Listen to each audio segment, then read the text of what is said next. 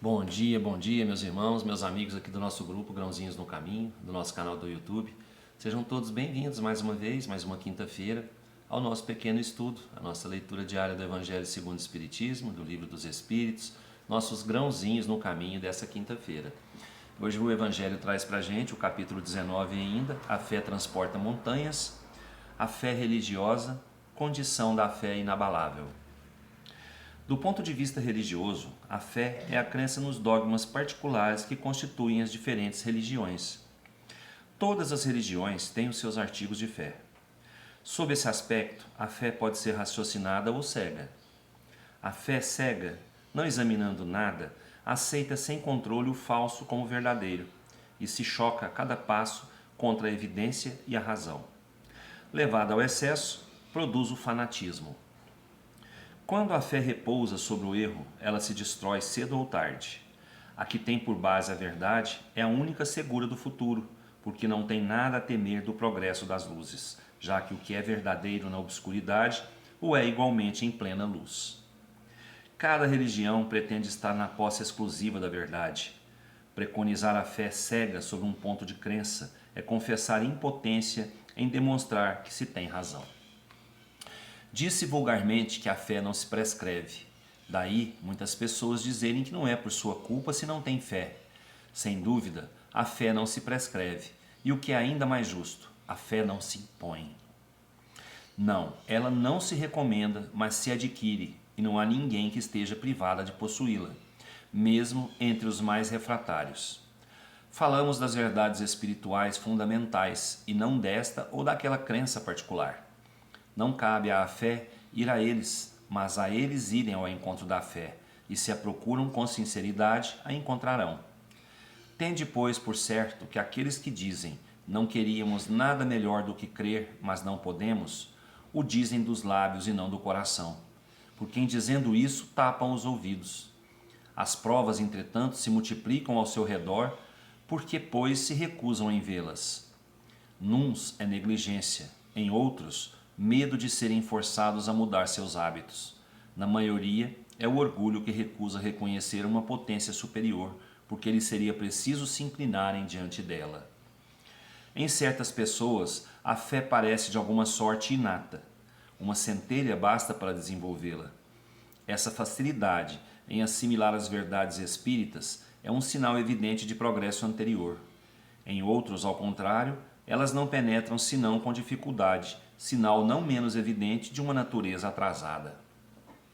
Os primeiros já creram e compreenderam. Trazem ao renascer a intuição do que sabiam. Sua educação está feita. Os segundos têm tudo a aprender. Sua educação está por fazer. Ela se fará, e se não ficar concluída nessa existência, o estará em outra. A resistência do incrédulo, é preciso nisso convir, prende-se frequentemente menos a ele do que à maneira pela qual se lhe apresentam as coisas. A fé é preciso uma base, e essa base é a inteligência perfeita daquilo em que se deve crer. Para crer não basta ver, é preciso, sobretudo, compreender. A fé cega não é mais desse século. Ora, é precisamente o dogma da fé cega que faz hoje o maior número de incrédulos, porque quer se impor e exige a abdicação de uma das mais preciosas prerrogativas do homem, o raciocínio e o livre-arbítrio. É essa fé contra a qual, sobretudo, se obstina o incrédulo e da qual é verdadeiro dizer que não se prescreve. Não admitindo provas, ela deixa no espírito um vago de onde nasce a dúvida. A fé raciocinada, a que se apoia sobre os fatos e a lógica, não deixa atrás de si nenhuma obscuridade. Crê-se porque se está certo, e não se está certo, senão quando se compreendeu. Eis porque ela não se dobra, porque não há fé inabalável senão aquela que pode encarar a razão face a face, em todas as épocas da humanidade. É a esse resultado que o Espiritismo conduz, e triunfa também da incredulidade todas as vezes que não encontra oposição sistemática e interessada. Gente, eu vou falar com as minhas palavras, a gente tem uma dificuldade com essa leitura, eu. Mas eu acho que ninguém deve forçar a ninguém a fé. A fé, ela tem que vir de dentro para fora, não de fora para dentro.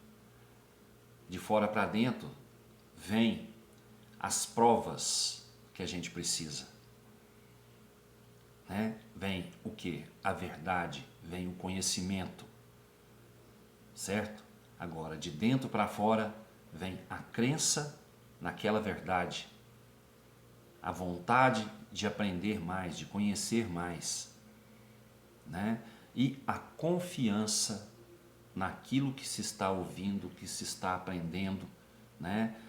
A fé é aquela força que a gente carrega dentro da gente, com a certeza que a gente adquire com o conhecimento da verdade, não se opondo nunca à razão. A fé e a razão têm que andar juntas. A fé tem que ser lógica. Ela tem que ser lógica e não, né, aqui como não cega. Não cega. Eu creio porque eu creio. Eu creio porque eu sei que existe. Não. Vamos buscar o porquê desse eu sei que existe. Né? Eu falo aqui que existe um Deus, que existe uma superioridade sobre todos nós. Então vamos buscar o porquê. Vamos procurar entender o porquê dessa superioridade, o porquê de nós estarmos aqui, o porquê de nós passarmos o que nós passamos, sempre acreditando, né, que a gente é capaz de entender isso tudo, para a gente poder pôr a nossa fé ali na linha certa do conhecimento e da razão. Não basta eu dizer eu tenho fé, se na primeira oportunidade que eu tenho, eu demonstro que eu não tenho tanta fé assim, né? Então vamos procurar, né, entender o nosso tempo, o tempo do próximo, e não querer impor nada a ninguém, não querer impor a nossa fé, que eu digo nossa fé porque nossa doutrina, né, a nossa doutrina espírita, a nossa doutrina espiritualista, né, ela nos mostra as verdades. Não quero dizer, né, que o espiritismo queira se impor sobre as outras religiões, né, achando que é o único dono da verdade. Nós sabemos hoje, né, que os espíritos trouxeram para a gente os esclarecimentos sobre as palavras de Jesus, né, pelo próprio Espírito de verdade. Nós sabemos e temos esse conhecimento, mas nós não podemos impor nosso pensamento aos outros, a nossa fé aos outros.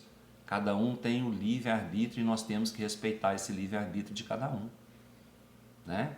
Se não adquirirem conhecimento, não adquirirem a sua própria fé, não colocarem a sua própria fé nessa existência, certamente numa próxima existência eles terão essa oportunidade novamente, né? Então vamos saber entender o tempo de cada um, respeitar esse tempo de cada um, respeitar a religião de cada um, né? Que nós todos temos que respeitar uns aos outros, independente da sua crença, não é? Então, se cada um se sente bem onde está, né, ali com a sua fé onde está, tudo bem. Eu estou aqui fazendo a minha parte, eu estou aqui recebendo as orientações, recebendo o conhecimento, né, aumentando a minha fé numa vida futura, numa vida melhor, né, num Pai superior a todos nós. Estou fazendo a minha parte. Cada um vai chegar no seu tempo. Tá certo? E como disse a última frase, não há fé inabalável senão aquela que pode encarar a razão face a face, em todas as épocas da humanidade. Quer dizer, nós temos a fé ligado à razão. A nossa fé tem um motivo e nós entendemos qual é esse motivo, essa razão. Livro dos Espíritos traz para a gente hoje, capítulo 9, Lei de Igualdade, falando sobre as desigualdades das riquezas, a questão 811. A igualdade absoluta das riquezas é possível e alguma vez existiu?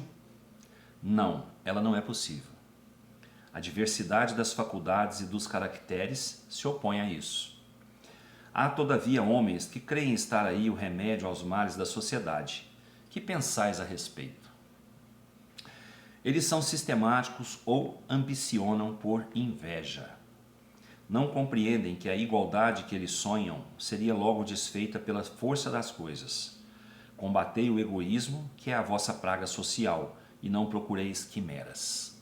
Gente, então nunca houve e nunca haverá igualdade de riquezas. Nunca. Nesse mundo, nunca. E eu acho que em outros também não. Tudo por conta da diversidade das faculdades de cada um. Cada um tem uma faculdade diferente. Faculdade que eu falo, vocês entendem, né? Cada um tem uma condição diferente. Cada um tem um pensamento diferente, né? Então, enquanto nós estivermos nesse planeta, né, nós não vamos ver igualdade de riquezas. Não tem como a sociedade toda ser igual. Porque onde iria parar a lei do trabalho? A lei do progresso. Né? Havendo igualdade de riquezas, como que eu teria ambição de crescer mais, de progredir mais, se eu já tenho tudo? Não é? Aí haveria a lei da preguiça. Difícil, né? Pois é. Não haverá, nunca houve e não haverá igualdade de riquezas. Deus proporciona as faculdades, as oportunidades e cada um pode buscar em si, né, receber essa oportunidade e aproveitá-la para o bem. A igualdade proporcionaria a preguiça. É o meu pensamento, tá, gente?